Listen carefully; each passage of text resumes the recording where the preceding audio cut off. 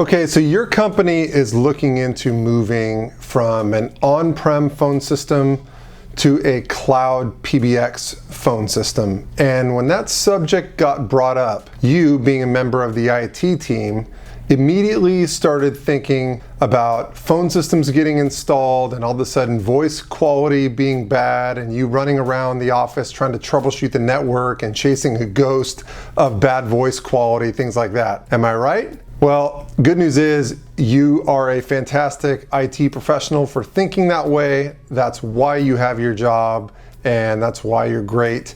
That is absolutely a great thing to think about. And so I wanted to make a video on the ways to prepare your local area network for a cloud phone system installation. Specifically, I wanted to talk about 6 things you can do to prepare for this installation, kind of the 6 most basic things you can do. But before I get too far ahead of myself, a quick plug. If you'd like my recommendations on the best Cloud PBX phone system service providers that your company should be quoting, and you have like 50 or more employees, that's actually my sweet spot. Give me a call, send me an email, ask me today. I'm happy to help you. Don't worry, it is not wasting my time. It's actually the reason why I do these videos is to get people to call me for that kind of stuff. I love talking about phone systems and I can definitely lead you in the right direction. More information on that at the end of the video. Also, don't forget to hit the like and subscribe button.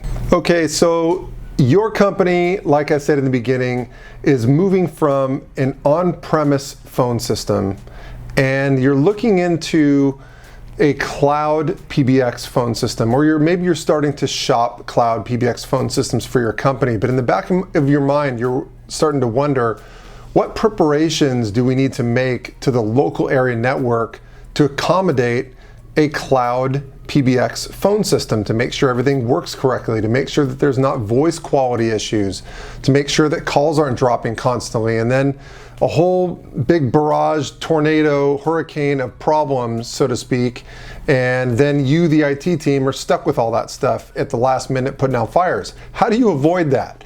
Okay, well, there's obviously a lot of different things you can do to the local area network. There's tons of different things and tons of different scenarios depending on how your network is set up. But there's really 6 essential things that you need to do, and that's what I'm going to cover in this video. Okay, so the first thing that you're going to want to do to prepare your local area network for a VoIP install is disable SIP ALG on your router or switches.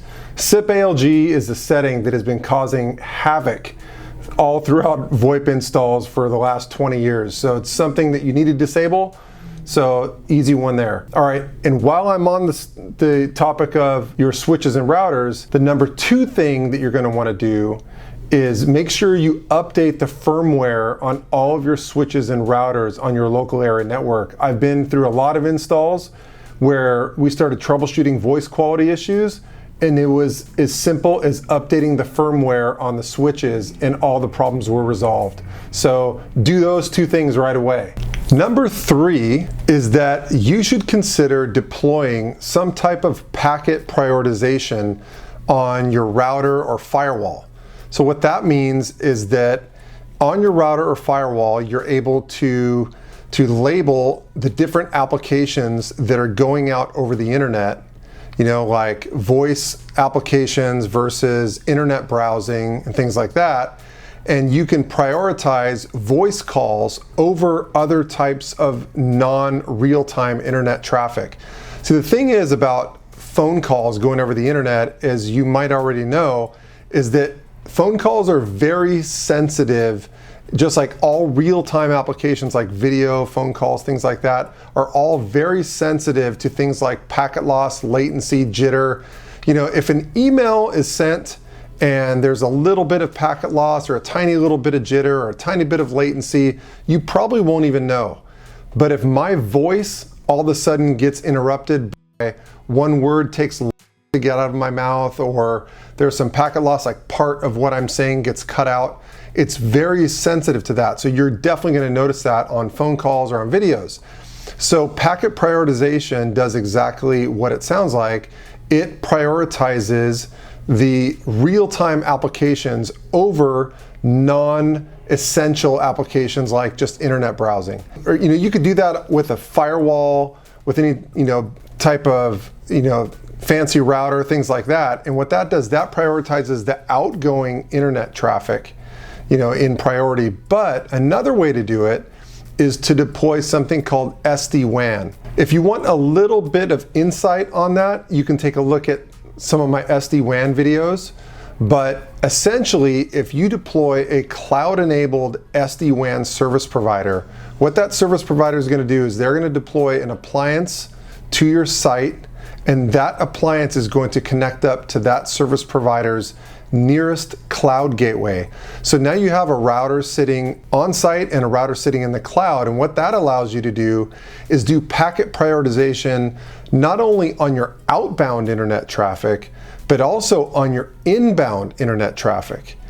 And in addition to that, not just packet prioritization, it can also do intelligent load balancing on your internet circuits, meaning that if the SD-WAN service starts to feel like there's latency on one of your internet circuits, if you have multiple internet circuits, it can start sending the voice traffic over the internet circuit with the lowest amount of latency, and it can load balance between the two circuits. Another nice thing SD-WAN can do is called VoIP session reassignment, and that's pretty cool.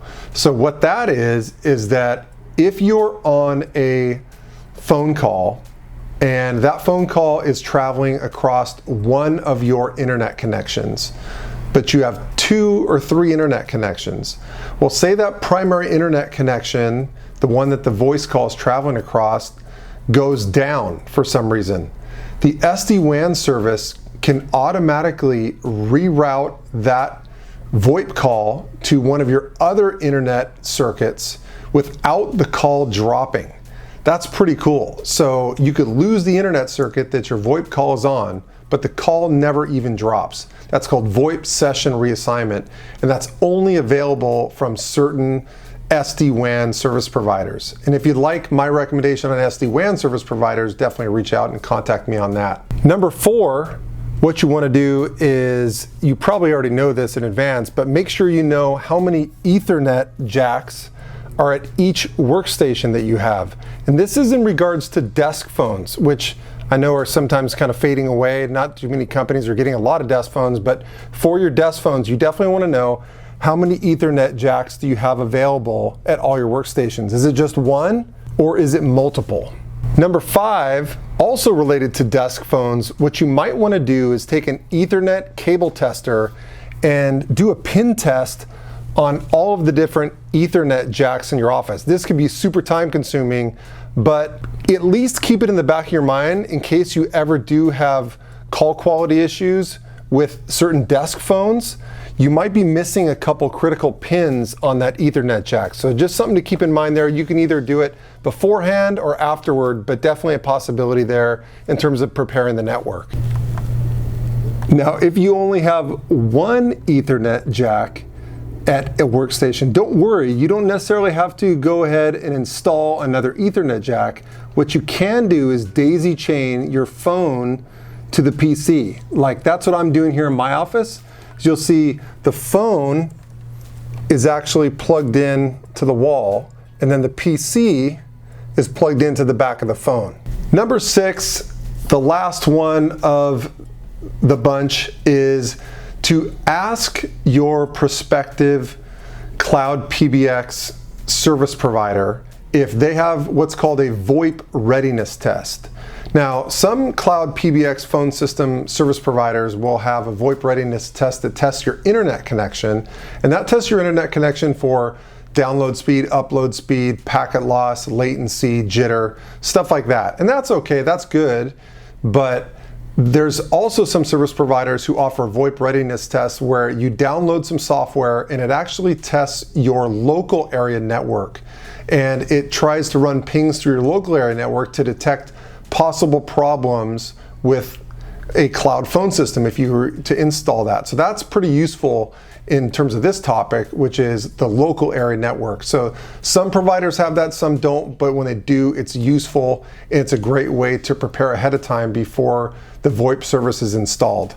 So once again, if your company has 50 or more employees and you'd like my recommendations on the best Cloud PBX phone system service providers that your company should be quoting, ask me today. Shoot me an email, give me a call. I'm happy to help. It's actually the reason why I do these videos, is to let you know that, hey, these are some things that I know, and there's a lot more that I know, and if you'd like my recommendations, please reach out and give me a call.